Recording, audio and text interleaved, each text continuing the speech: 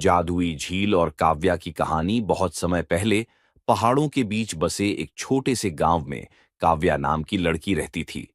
काव्या दयालु थी और हमेशा दूसरों की मदद करने को तैयार रहती। लेकिन उसका गांव सुख सुविधाओं से वंचित था। लोग गरीबी और भूख से जूझ रहे थे। एक दिन काव्या जंगल में लकड़ी इकट्ठा करने गई। अचानक उसने एक चमकती हुई झील देखी। झील के पास एक बूढ़ा साधु बैठा था। साधु ने कहा, यह झील जादुई है, पर इसका लाभ केवल वही उठा सकता है जो निस्वार्थ हो। काव्या ने पूछा। मुझे क्या करना होगा? साधु ने जवाब दिया। झील में अपनी सच्ची इच्छा व्यक्त करो, लेकिन याद रहे, यह केवल दूसरों की भलाई के लिए होनी चाहिए। काव्या ने झील के पास जाकर कहा। मैं चाहती हूँ कि मेरे गांव में कभी कोई भूखा ना सोए। झील से एक तेज रोशनी निकली और चारों ओर हरियाली फैल गई।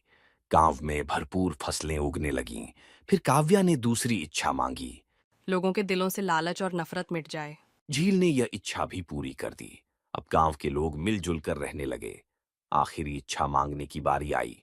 काव्या ने कहा, मैं चाहती हूँ कि यह झील हमेशा उन लोगों की मदद करे जिन्हें इसकी सबसे ज्यादा जरूरत है। साधु मुस्कुराया और कहा, तुम्हारी निस्वार्थता ने झील की शक्ति को अमर बना दिया है। गांव में हमेशा के लिए खुशहाली आ गई। सीख, निस्वार्थता और दूसरों की भलाई ही जीवन का असली उद्देश्य है।